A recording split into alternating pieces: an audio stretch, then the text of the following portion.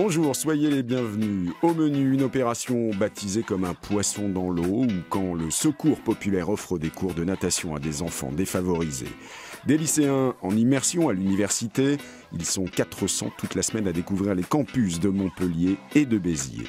Mais avant, direction Saint-Amand-les-Eaux dans le Nord qui, à l'approche de la Toussaint, vient d'équiper ses cimetières de bornes interactives qui permettent de trouver plus rapidement la localisation d'une tombe. Dans le dédale des allées du cimetière, trouver une sépulture peut parfois virer au casse-tête. Jusqu'à présent, seul un plan très sommaire et quelques indications pouvaient nous y aider. Mais aujourd'hui, le numérique vient à notre rescousse. Donc là, on va prendre l'exemple avec un nom. Donc ensuite, une fois que j'ai trouvé la bonne personne, donc je rappuie sur le défunt. Il va nous indiquer dans quel cimetière il se situe et l'emplacement.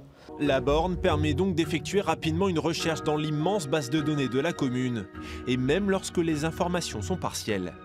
Les personnes, des fois, ont juste le nom, n'ont pas le prénom, ou inversement, ont juste le prénom, ou une date de naissance, ou une date de décès. Des données également accessibles depuis le site internet de la ville, un outil très vite adopté par les visiteurs du cimetière. C'est beaucoup plus facile pour nous parce qu'on ne trouve pas forcément le personnel qui est à l'intérieur pour pouvoir demander. Dernièrement, justement, on cherchait un oncle à mon mari et en fait, on ne le trouvait pas. Donc, on aurait eu cette borne qui est très intéressante. Ça nous aurait permis justement de retrouver où est enterré son oncle.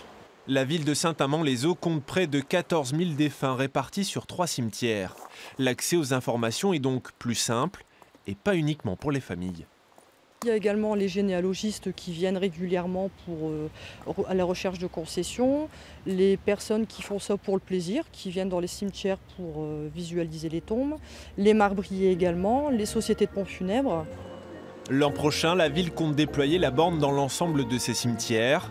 L'outil en tout cas suscite déjà l'intérêt d'autres communes qui pourraient bientôt s'équiper. Passer du lycée à l'université peut s'avérer déstabilisant. Alors toute la semaine, les campus de Montpellier et de Béziers accueillent des lycéens pour une immersion dans le monde universitaire. Ils participent à des cours et peuvent échanger avec étudiants et enseignants. Premier jour de vacances scolaires, pas pour tout le monde. Nadège, lycéenne à Avignon, se glisse au milieu des étudiants le temps d'une journée. Premier défi, parvenir à se repérer. Et là, il faut que je cherche la salle, donc je sais pas trop. Je sais pas du tout. Ça change beaucoup par rapport au lycée. Ah oui, il y a beaucoup de bâtiments et beaucoup de... Enfin, ça impressionne un peu. Excusez-moi, la salle D06. Alors, à droite là-bas. Merci. Élève en terminale L, Nadège a une passion depuis toujours, le cinéma et un projet, devenir chef opérateur. Elle vient spécialement assister à ce TD de réalisation, lycéenne parmi les étudiants. Justement, donc, se caractérise par cette durée, généralement. L'an prochain, Nadège se voit ici, étudiante en première année de cinéma. Je trouve pas ça énormément compliqué, donc ça va. Je sais à quoi m'attendre pour l'année prochaine. Ça m'aidera peut-être à l'aise et voilà. Démystifier l'université, affiner son orientation, ces immersions permettent aussi de lutter contre le taux d'échec élevé en première année. En cinéma, il était de 51% l'an dernier. On a une image d'une filière et en voyant concrètement la maquette de ce qui est enseigné dans la filière et en suivant un ou plusieurs cours, on va venir construire ou déconstruire justement cette représentation. Donc c'est un vrai outil d'orientation.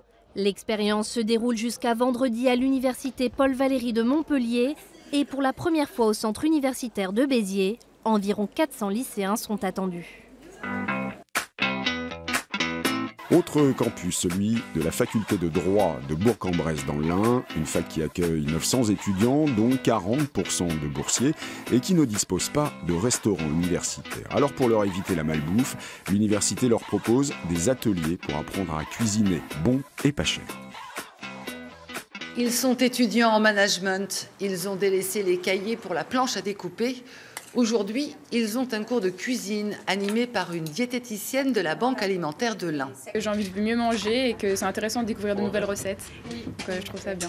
Votre quotidien, c'est quoi votre déjeuner, Souvent des féculents avec des pâtes, des choses comme ça. Pas cher et rapide à faire. La fac de droit de Bourg-en-Bresse accueille 900 étudiants, mais ne propose pas de restauration. Pour leur faciliter la vie, l'université organise pour la 2e année une opération pour les sensibiliser à bien manger. Donc c'est important aussi pour nos étudiants qui sont boursiers à près de 40%, de leur donner vraiment des conseils avec des astuces anti-gaspillage ou leur proposer des produits peu chers. À Bourg-en-Bresse, il y a un restaurant universitaire, mais il est à l'IUT, un peu plus loin, trop loin. J'y vais pas parce que c'est pas très pratique d'accès, c'est quand même assez loin si on n'a pas de voiture. Et puis de connaissances, il est déjà blindé pour l'IUT, le GC, les écoles aux alentours. Du coup, à midi, c'est pique-nique à tous les étages, dans les salles de classe, les couloirs. Ici, nombreux sont ceux qui apportent leur déjeuner fait maison. Mais au foyer, ça se bouscule devant les micro-ondes. Je préfère savoir ce que je mange aussi. À l'horizon 2020, un projet d'extension de l'université prévoit une salle de restauration plus confortable. Pour terminer ce constat, un enfant sur 2 qui entre en 6e ne sait pas nager. Alors durant les vacances, le Secours populaire offre à 500 enfants des cours de natation, une opération baptisée comme un poisson dans l'eau. Ils ont entre 7 et 10 ans et c'est leur premier cours de natation ensemble. Mounir, Marie-Louise et leurs copains, sous l'autorité de David, les plus aguerris plongent.